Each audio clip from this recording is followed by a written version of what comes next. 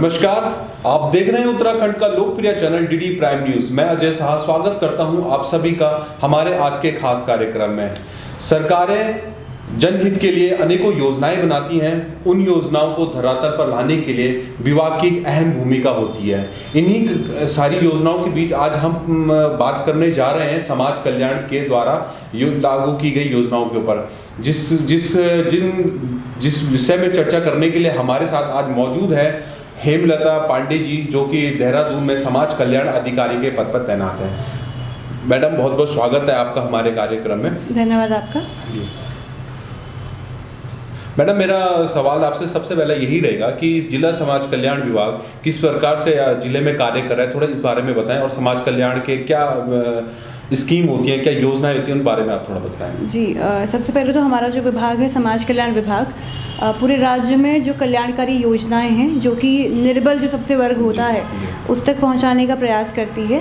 विभिन्न योजनाओं में सबसे बड़ी जो विभाग की योजनाएं हैं, जो पहचान है विभाग की, वो है हमारी पेंशन योजनाएं, जिसमें वृद्धावस्था पेंशन सबसे बड़ी योजना है, जिसमें हम जो वृद्धजन हैं जिनका कोई देखभाल करने वाला व्यक्ति नहीं है, उनके खाते में हर 3 महीने में महीने के हिसाब से जो पैसा है, धनराशि, पेंशन की धनराशि उनके खाते में जाती है।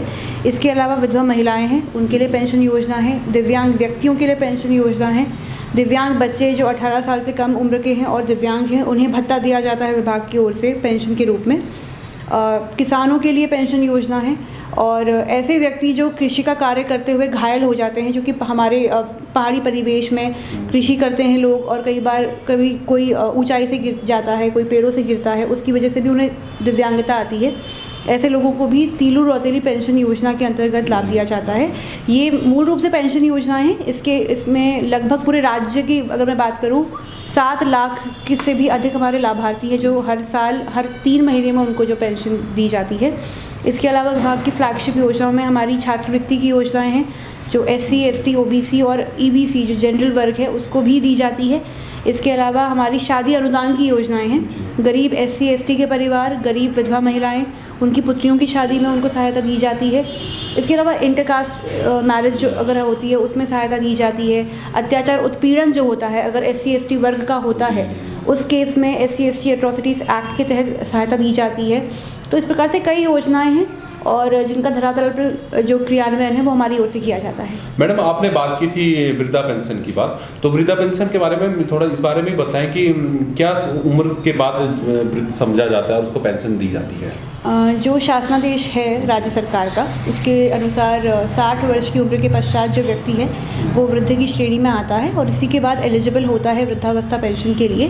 भारत सरकार भी इसमें क्योंकि एक शेयर देती है वृद्धावस्था पेंशन धारकों को, तो दोनों में 60 साल की आयु है। इसमें ऐसे व्यक्ति जो निराश्रित हैं, जिनका कोई देखभाल करने वाला नहीं है, और अगर देखभाल करने के लिए घर पे लोग हैं तो वो भी निर्धन है, एक तरीके से गरीब हैं, तो ऐसे व्यक्तियों को हम लाभ देते हैं। वृद्धावस्था पेंशन में कुल 1200 रुपये प्रति माह की धनराशि के हिसाब से धनराशि दी जाती है हर 3 महीने में। वर्तमान में जो व्यवस्था है त्रैमासिक आधार पे हर 3 महीने में उनको जो पेंशन की धनराशि है सीधे उनके खाते में, CVS खातों में जाती है। जैसे अभी अक्टूबर, नवंबर, दिसंबर की जो धनराशि है, हमारे पास कल ही बजट आया है और इस अगले सप्ताह तक हम लोग वो जो धनराशि है हमारे जो जनपद देहरादून के पेंशनर्स है वृद्धावस्था वाले, उनके खातों में हम डाल देंगे।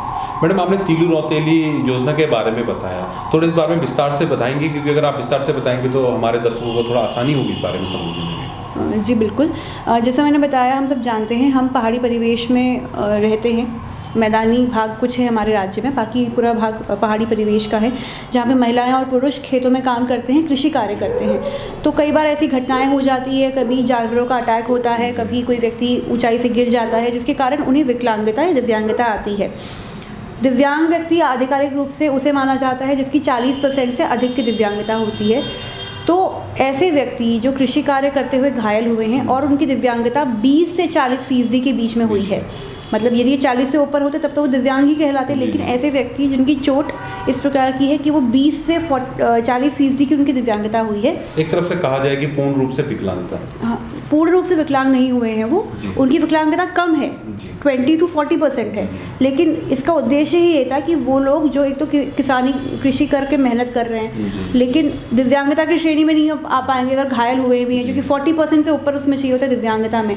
तो ऐसे लोगों को लाभान्वित करने के लिए जिनकी दिव्यांगता 40% से कम है और 20% से ऊपर है, उन्हें कैटर करने के लिए योजना बनाई गई है। इसके तहत 1000 रुपये की धनराशि जो है वो प्रतिमाह देने का प्रावधान है, 3 महीने की उसमें दी जाती है और पूरे राज्य में त्रैमासिक तौर पे इसमें लागू होती है पूरे महीने। मैम, अधिकांश हम देखते हैं कि दूर दराज क्षेत्रों में, ग्रामीण क्षेत्रों में योजनाएं वंचित हो जाती हैं पहुंचने में, तो आपके विभाग के माध्यम से दूरस्थ क्षेत्रों में आपकी योजनाओं को पहुंचाने में किस प्रकार से बल दिया जाता है, इस बारे में भी थोड़ा बताएं। जी, इसमें हम लोग सबसे बड़ा प्रयास ये करते हैं, जो कि हमारा जो राज्य है और हमारा जनपद भी, यहाँ भी कई इलाके हैं जो दूर दराज के हैं। सबसे पहला पॉइंट ऑफ कांटेक्ट जो हमारे होते हैं निश्चित रूप से हमारे प्रधान होते हैं, क्योंकि प्रधान वो व्यक्ति है जो कि जनता के समक्ष फर्स्ट पॉइंट ऑफ कांटेक्ट है, एज ए प्रतिनिधि उनके पास।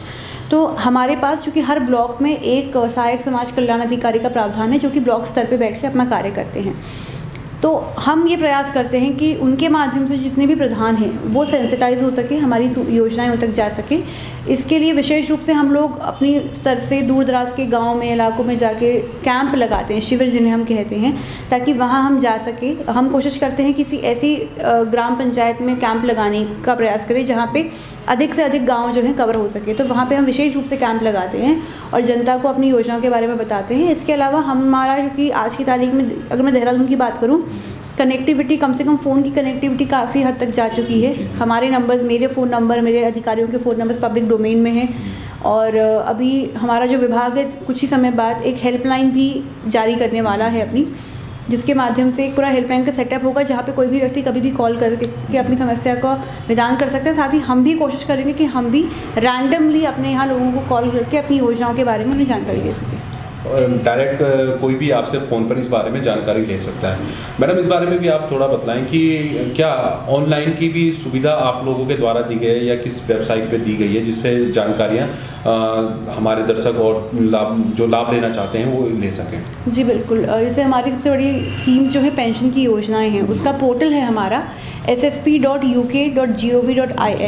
इस पोर्टल पे यदि कोई व्यक्ति जाता है तो अपनी पेंशन की स्थिति वो अपना अकाउंट नंबर डाल के जान सकता है कि क्या उसके खाते में पेंशन गई है, नहीं गई। किसी भी गांव की अगर सूची आपको देखनी है आप उसके माध्यम से निकाल सकते हैं। इसके अलावा हमारे विभाग की और हमारा एक IT सेल है पूरा राज्य में विभाग का, वो उनकी अपनी ईमेल आईडी है, हमारे कार्यालय की ईमेल आईडी है, जिसमें अगर किसी को कोई जानकारी चाहिए ईमेल के माध्यम से वो दी जा सकती है। और जैसा मैंने आपको बताया, हम लोग हेल्पलाइन के साथ ही, मतलब हेल्पलाइन जब स्टैब्लिश करेंगे उसमें हम सोशल मीडिया और व्हाट्सएप का भी माध्यम रखेंगे, एक ऐसा नंबर जिसमें कोई भी कभी भी अपनी समस्या के साथ कांटेक्ट कर सके, तो वो अभी गतिमान है प्रक्रिया करने के लिए। तो मैडम, क्या लगता है कब तक ये जो आपकी व्यवस्था आप बनाने जा रहे हैं फ़ोन लाइन की, कब तक संभव हो पाएगा इसको आने में? सर एक्चुअली क्योंकि ये व्यवस्था जो है राज्य स्तर पे होनी है, जिले स्तर की योजना नहीं है, राज्य स्तर पे शासन स्तर से अनुमति मिल गई है, इस पे कार्य चल रहा है। तो होपफुली नेक्स्ट ईयर तक हम लोग इसको स्टार्ट कर पाएंगे। और जितने भी हमारे दूर दराज के इलाके हैं, देहरादून तो एक ज़िला है खाली, पिथौरागढ़ और इस प्रकार के भी जितने भी एरिया सबको हम केटर कर पाएँ, तो होपफुली अगले साल तक इसको हम शुरू कर पाएंगे। मैडम, जाते जाते हमारा आपसे एक निवेदन होगा कि आप हमारे व्यूअर्स को कोई मैसेज अगर देना चाहें, क्योंकि आजकल अधिकांश ये भी देखा जाता है कि लोग फर्जी तरीके से अप्लाई कर देते हैं, जिसकी वजह से जो पात्र होता है वो कहीं ना कहीं वंचित रह जाता है। तो कोई मैम इस तरह की कोई अपील आप हमारे चैनल के माध्यम से करना चाहें? जी, मेरी आप सभी जितने भी दर्शक हैं, आपकी ऑडियंस है, उनसे यही अपील है, एक रिक्वेस्ट है हम्बल, कि हम लोग एक जिम्मेदार नागरिक होने का जो फ़र्ज़ है, हम लोग किताबी बातें तो बहुत करते हैं, लेकिन कोशिश करें कि वो नागरिक बनने का हम फ़र्ज़ निभाएं। यदि आपको कोई ऐसा व्यक्ति पता है जो आपके घर के आसपास रहता है, आपके परिवार में भी कोई ऐसा व्यक्ति है जो आपको पता है कि वो संपन्न है लेकिन फिर भी वो हमारे विभाग की योजनाओं को जो लाभ उठा रहे हैं, और आपको लगता है वो सक्षम है अपनी देखभाल करने के लिए या उनका जो परिवार है उनकी देखभाल कर सकता है, तो गुजारिश है कृपया हमें सूचित करें, क्योंकि जो सरकार के पास धनराशि आती है वो उस पैसे से आती है जो आप लोग बतौर टैक्स देते हैं। उसी धनराशि का प्रयोग अल्टीमेटली वेलफेयर योजनाओं में, कल्याणकारी योजनाओं में होता है। तो अगर आप थोड़े जागरूक बनेंगे अपनी ओर से, तो आप सरकार का वो पैसा बचाएंगे जो आपकी ही जेबों से टैक्स के रूप में आता है। तो मेरी हम्बल रिक्वेस्ट है ये। बहुत बहुत धन्यवाद मैडम, आप हमसे जुड़ी, आपने अपना कीमती समय दिया और इतनी अहम जानकारी आपने हमारे दर्शकों को दी, जिसके लिए आपका तहे दिल से आभार है। धन्यवाद।